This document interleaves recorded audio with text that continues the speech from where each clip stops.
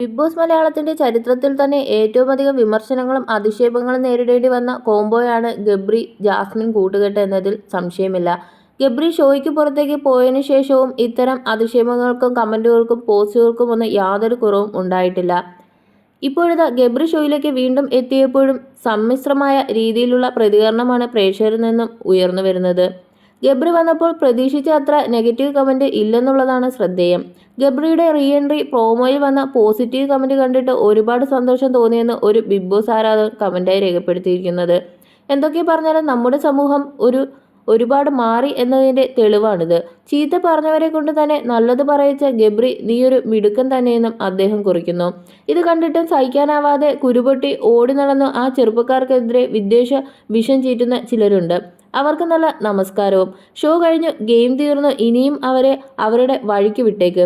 രാജാക്കന്മാർ മാത്രമല്ലല്ലോ, അവർക്കും ഈ സമൂഹത്തിൽ സമാധാനമായി ജീവിക്കാനുള്ള അവകാശമുണ്ട്. ഈ പയ്യൻ ഒന്ന് നന്നായി വന്ന് കണ്ടിട്ട് അത് സഹിക്കാനാവാതെ പിന്നെ നെഗറ്റീവ് കമന്റും പോസ്റ്റും കുത്തിക്കയറ്റുന്നവരെ ഒന്ന് നമിക്കണം.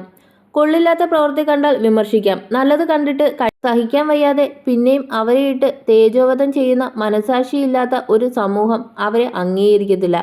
തെറ്റ് പറ്റാത്തവർ ഞാനും നിങ്ങളുമായി ആരാണുള്ളത് എന്ന് പറഞ്ഞ് ജീവിതകാലം മുഴുവൻ അവരെ ക്രൂശിക്കണം എന്നാണോ പറയുന്നത്?